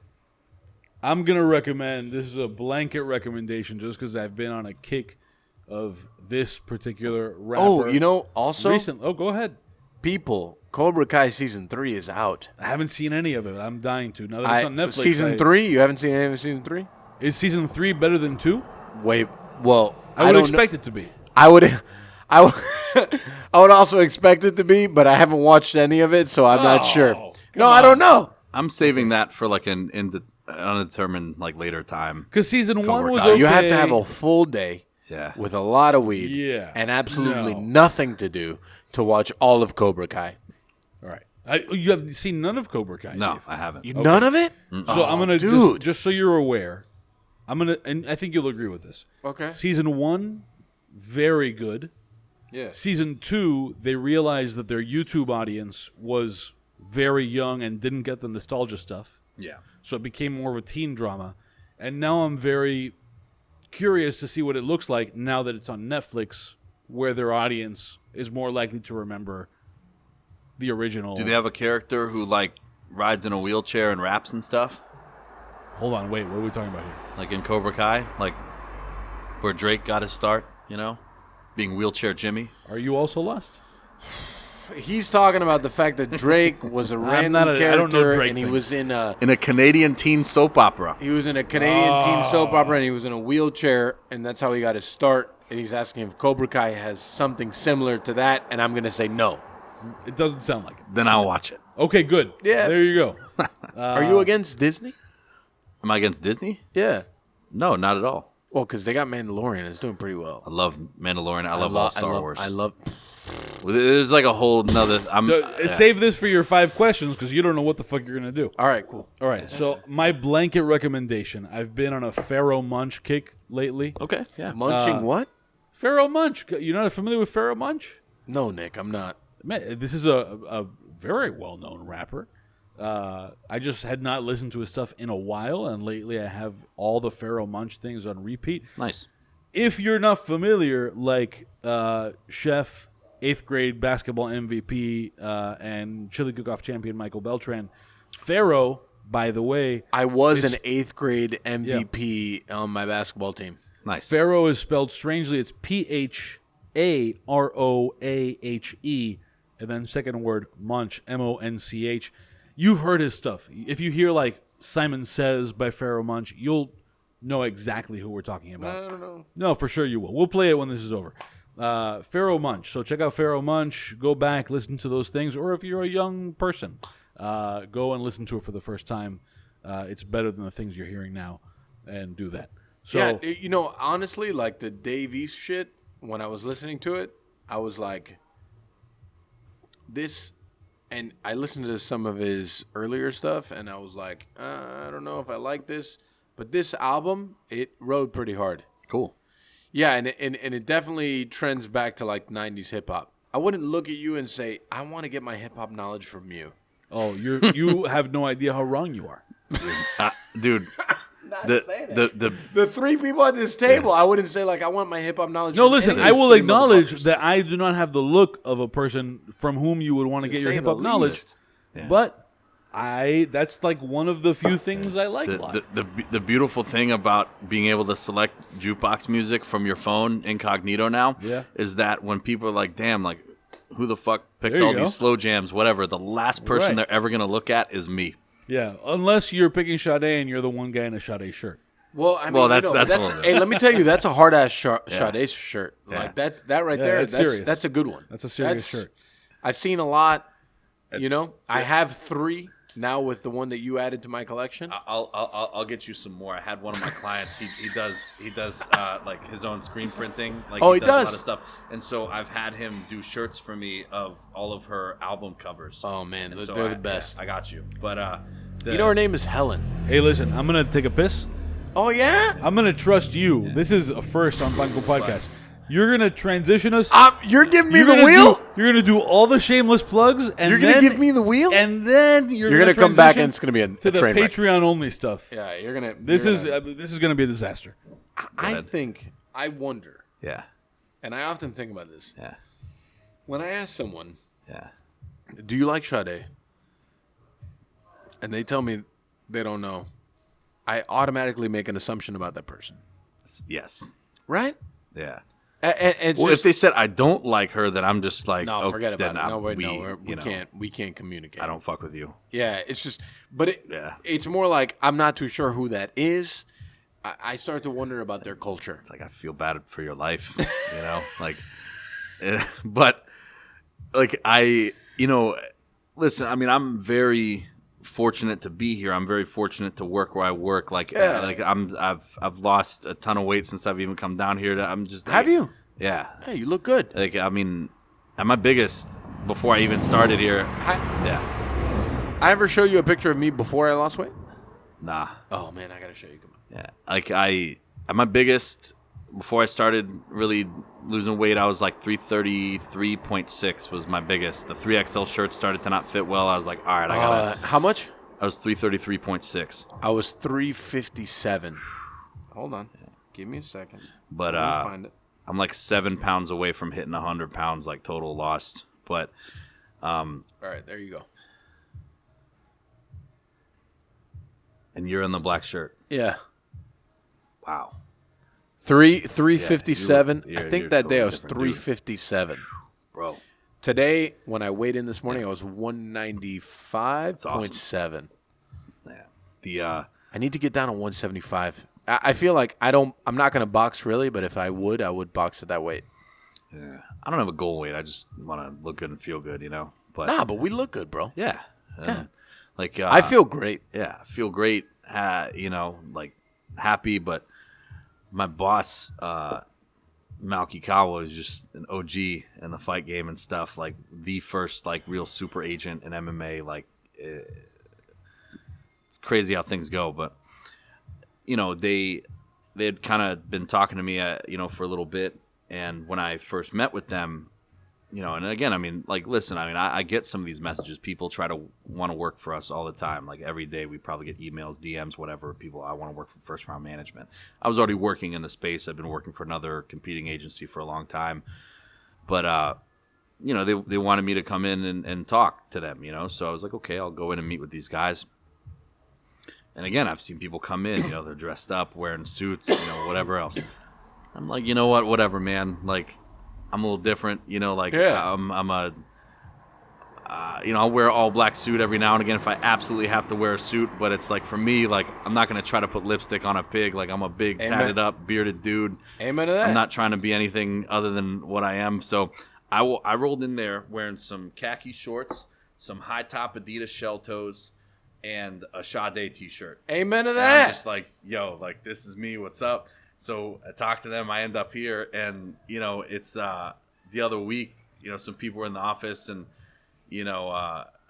my style and just kind of different background and everything compared to a lot of the other cats in the office got brought up, and my boss is just like, dude, people come in here dressed up all the time, trying to interview, trying to get a job here. This dude came in some shell toes and a Sade t-shirt. And he was just like, man, that's just different, it's funny, and I didn't really think about it. I just showed up, and I was like, this is me. I've never been the type of dude to dress up when I'm running shows or whatever. Like, I'm wearing a band t-shirt, maybe a Sade t-shirt, some shorts, some Adidas, and that's just my uniform, but yeah. Where are we right now? What's going on? Don't worry about it. Just give me a second. We're talking You about gave me Sade. the wheel. You gave me the wheel, and this is where we're at. The important things in life, Sade. On the 31st, I wore a full corduroy khaki suit. Strong. A full corduroy khaki suit, and I don't know why that was an absolute mission for me, and I'm okay with that. Also, equally, I had a huge meeting. Yeah. It's probably been 6 weeks since I had that meeting. Yeah. And these people were courting, and I can't, because of like NDA things, I can't like unpack what the meeting was for, but they were courting several different hospitality companies. Sure. And I said to myself, I was like, you have two options. You can either be like everybody else, or you could just be who you are. Sure. Yeah. So I show up to this meeting. This is back when the Cadillac was on the road. Yeah. In the Cadillac, wearing my big hat. I'm wearing like, a button-up, gold tooth in, fucking joggers on and Chucks on, and I'm just like, this is who I am. And if this is not who you want to do business with, cool. I'm sorry, bro. Like, this is just what it is. Yeah. And I'd have to say that it's gone pretty well since then. And something that they very much appreciated out of that meeting was what we do and who we are is we are Miami.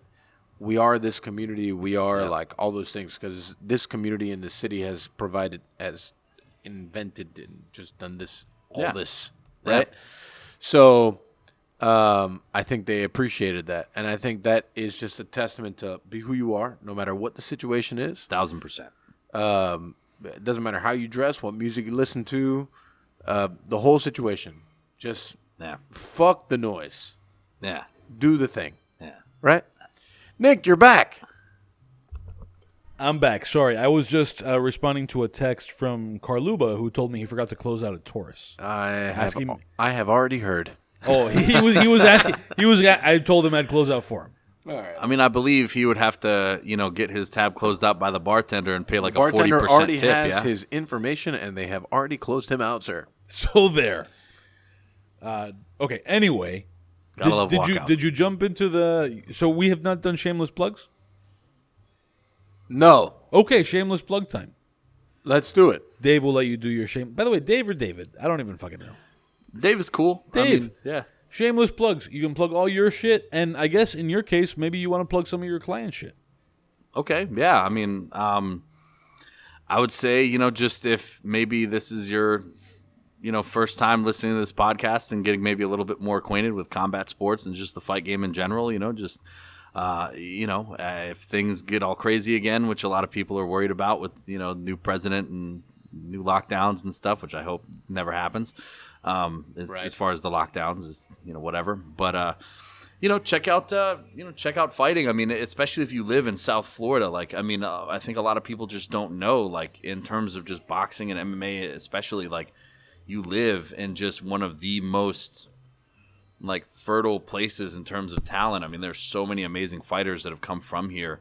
That just, check out, local fighting events, watch the UFC. And as things kind of open up more, you can check out, there's more fighting events that are down here. You've got, Global Legion, FC, which is run by a good friend of mine, Cosmos Lavanos. Titan FC, which is down here, Lex McMahon, one of my closest friends, not just in the business, but just in life in general, Dean Toole. He runs Island Fights, as well as Icon Fighting Federation, which are both on UFC Fight Pass. He works with Roy Jones Jr. and everything, too. I've been down in Mexico where I've texted you some stuff. Yeah. I've been down in Mexico for some fight events. I mean, it's just, support kind of your local, promotions and stuff. That's where, like, you will, especially down here in South Florida, you will see the guys who end up being like the big UFC stars of tomorrow. Like when Jorge Masvidal was coming up before he started fighting overseas and then hit a high level promotion wise here, like he was fighting here. Like so many of the other bigger names in the sport came up fighting here in South Florida, in Miami, at old CFA events and other stuff. I mean, it's just, check out some fight events, I have a feeling. Yep. And listen to Sade. And listen, while you're doing that, I think it's interesting that you mentioned that because oftentimes good talent in Miami all around, doesn't matter what it is, music, food, fighting, whatever it is, goes unnoticed because the community is interested in other things. Yeah, I mean, it's there are some places where, you have a fight event, everyone's there. Whereas if there's a fight event here, pre-coronavirus anyway, it's just totally lost in the sauce because people are just doing, there's all these, there's clubs, there's concerts, there's festivals, there's all this clubs, other just shit. clubs, not a lot of Clubs, concerts. But people have told me that Sade plays here, so whenever she tours again. Sade has not played here in like 6 years, bro. Well, because she rarely tours. I know. No, listen, I'm aware of all the things. She's like D'Angelo. She's way above D'Angelo. Come on, let's be saying honest. infrequency of touring anyway. Yeah, I mean, brown sugar is one thing, but smooth operator is a different. Yeah. I'm good here, Nick. We're good? Shameless plugs? Yeah, just the things, Big Ink and now Sam. Miami and Ariat and all the things. Just, you guys know that we all know the things. There you go. All 22 listeners are all in all 14 countries. Correct. They all know the things. Social media at Pangong Podcast. That's PANCON Podcast, like a podcast sandwich on all of the butt social media sandwich. things. Or a butty. It's a butt, We learned. butty. I had never heard foldy or butty until the last episode we recorded. You're that's a whole uncultured other thing. and you're the freedom bearer. I know. Also, Stay tuned on Patreon and give That's us right. all your money for the next Ask Dave Arvelo 5 important questions. give me a second. DadeMag.com/Pangong Podcast. Plugging. Also, if you want to support what we're doing here Plugging. and get some exclusive content like the questions that Mike is about to make up on the fly for Dave give Arvelo, us all your money. Patreon, Patreon, patreon.com/DadeMag to support this and all of the other shit that we do on DadeMag.com, including, by the way, an op-ed that we will be running soon from one-time Pan Con Podcast guest John Falco. We're doing an op-ed? No, you're not doing an op-ed. This has nothing to do with you. This is not a Pan Con Podcast issue. This is a DADEmag.com But issue. sandwich. John Falco wrote an op-ed about the Espionage Act and whether Edward Snowden and Julian Assange. Way too heavy for Listen, podcast. that's why it's not here. But I'm saying with your contributions, you can support shit like that also. Contribute all your money. In true Miami spirit, just make it rain on the Exactly. Patreon. Just give me all your money. I want to feel like a fucking stripper, man.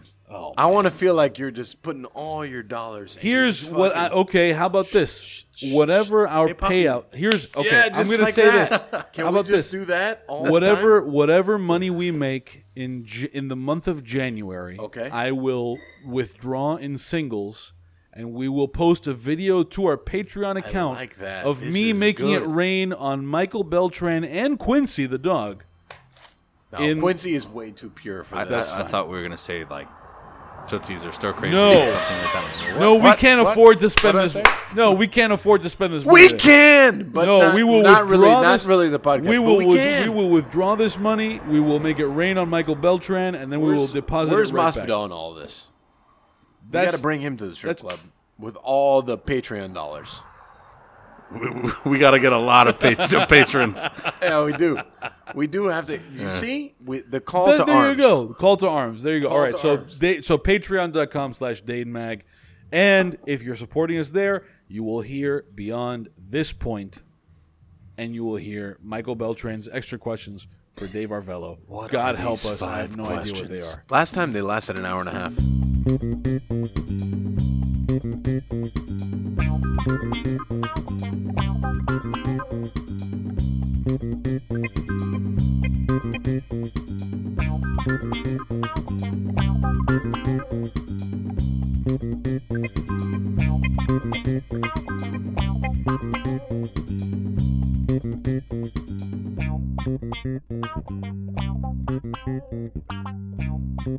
Thank you.